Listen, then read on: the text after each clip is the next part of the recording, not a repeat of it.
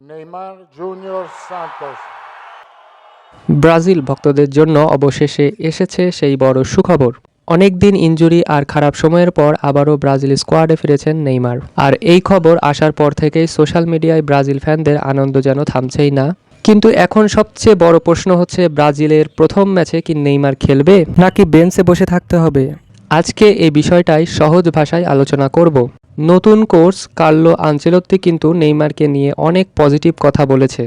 সে বলেছে, যদি নেইমার পুরোপুরি ফিট থাকে তাহলে সে যে কোনো ম্যাচে পার্থক্য গড়ে দিতে পারে। আর কোচের কথায় এটাও বোঝা গেছে যে নেইমারের ফিটনেস আগের তুলনায় অনেক ভালো হয়েছে। তবে একটা বিষয় আছে, নেইমার অনেক দিন ধরেই ইনজুরির মধ্যে ছিল, তাই কোচ হয়তো প্রথম ম্যাচেই তাকে পুরো 90 মিনিট খেলানোর রিস্ক নিতে চাইবে না, কারণ সামনের ম্যাচগুলো যাতে ইনজুরি মুক্ত খেলতে পারে। এখন ইন্টারনেটের বিভিন্ন রিপোর্ট আর ফুটবল বিশ্লেষকদের মতে প্রথম ম্যাচে নেইমারের খেলার সম্ভাবনা অনেক বেশি। তবে সে স্টার্টিং একাদশে থাকবে নাকি বদলি হিসাবে নামবে সেটা এখনও পুরোপুরি নিশ্চিত না।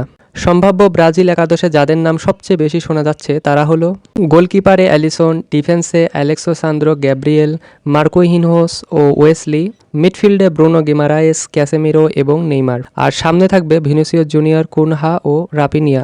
তবে একটা বিষয় হচ্ছে, নেইমার অনেকদিন ইনজুরির মধ্যে ছিল, তাই কার্লো আনচেলত্তি হয়তো প্রথম ম্যাচে তাকে পুরো 90 মিনিট খেলানোর রিস্ক নেবে না।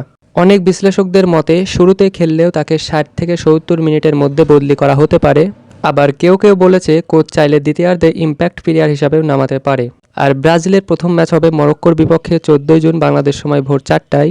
এই ম্যাচের দিকে এখন পুরো ফুটবল বিশ্বের নজর থাকবে, কারণ সবাই দেখতে চায় ইনজুরির পর নেইমার আসলে কতটা কামব্যাক করতে পারে। তো তোমাদের কি মনে হয়, নেইমার কি প্রথম ম্যাচে স্টার্টিং একাদশে থাকবে? কমেন্টে অবশ্যই জানাবে।